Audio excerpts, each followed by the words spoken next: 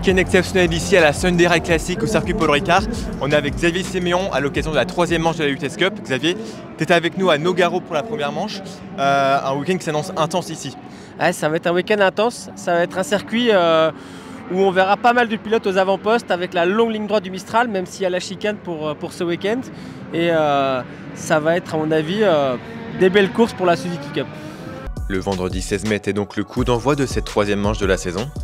La plupart des pilotes de la UTS Cup ont découvert le circuit Paul Ricard après 2 séances d'essais libres et la première séance de qualification. Leader de la coupe en arrivant Castellet, Charles Cortot réalise le meilleur temps de la journée, en sachant que pour les qualifications, c'est le meilleur temps des 2 séances qui comptent. Le samedi, une journée décisive puisque la 2e séance de qualification et la première course ont eu lieu. Enzo Damani signe le temps le plus rapide en Q2, mais c'est bien Charles Cortot qui réalise sa première pole position de la saison en ayant fait le meilleur chrono au cumulé des 2 qualifications.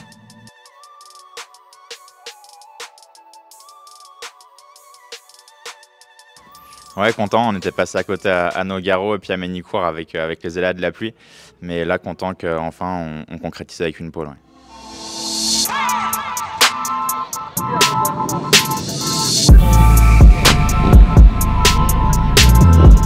En fin de journée, sous un soleil rayonnant, les 30 pilotes se sont élancés pour la première course du week-end. Dès le départ, le pilote de la concession Cotard Moto, Enzo Damani, a rapidement pris les commandes de la course, suivi de près par Tony Guerrero.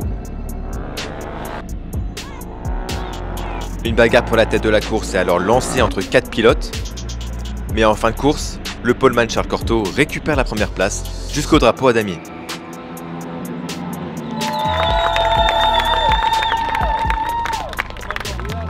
Enzo Damani et Guémin Perna complètent le podium scratch devant les nombreux spectateurs du Castellet.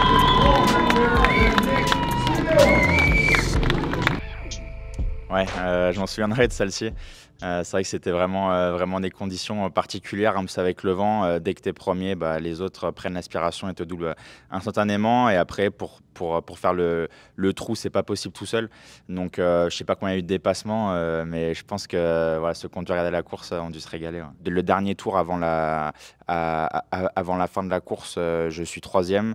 Et voilà, après, j'ai réussi à doubler Gabin et Enzo dans le dernier tour. Donc, je suis vraiment content. Et c'était vraiment chaud. En Challenger, très belle performance de Lucas Marget qui remporte la course et réussit même à rentrer dans le top 5 scratch. Derrière, on retrouve Nathan Muller et Lorenzo Simonetti qui complètent le podium. Exactement comme tu dis, quelle victoire. Je suis vraiment content. Sincèrement, j'en espérais pas moins. J'ai beaucoup de monde qui est venu me voir. Cette victoire me tenait vraiment à cœur. J'ai rendu fier tout le monde, je me suis rendu fier. Je suis vraiment très content. Le dimanche, jour de la 2e course sous le soleil varois, l'objectif pour Charles Cortot était de confirmer après sa domination le vendredi et le samedi en remportant la course 1.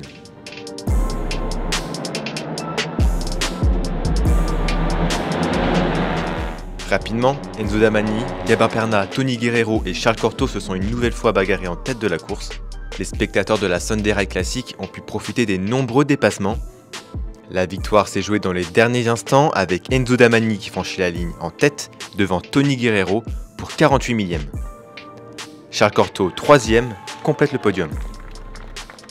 Ah ouais, c'est vraiment incroyable. J'ai réussi à être assez intelligent tout le long de la course, à suivre un bon rythme par rapport à mes concurrents.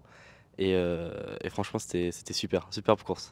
Je veux remercier tous mes sponsors de m'aider cette année financièrement et ma concession aussi, Maxès Franc, pour aussi m'avoir aidé cette saison. Voilà, merci beaucoup.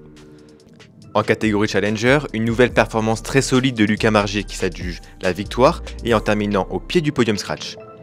Nathan Cabaret et Lorenzo Simonetti terminent respectivement 2e et 3e.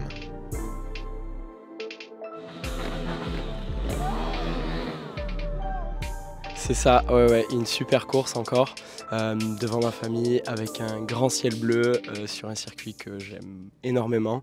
Donc ouais, très belle course, je suis vraiment content.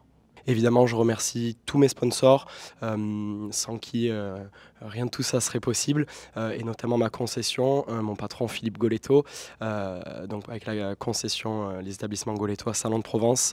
Voilà, on engage cette moto. Elle brille aujourd'hui, je suis vraiment très très content. Donc merci à eux et à la prochaine. Charles Cortot conserve sa première place au classement général après cette 3e épreuve de la saison.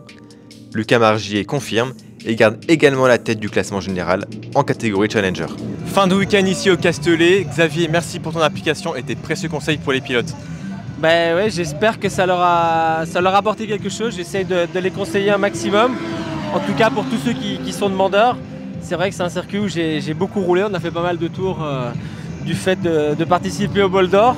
Donc je pense que j'ai des bons petites astuces pour aller chercher des petits dixièmes qui leur manquent. Et voilà, c'était un plaisir pour moi de les accompagner, de faire partie de toute l'équipe Suzuki France et que cette coupe continue surtout. Rendez-vous à Pau pour la prochaine manche de la UTS Cup.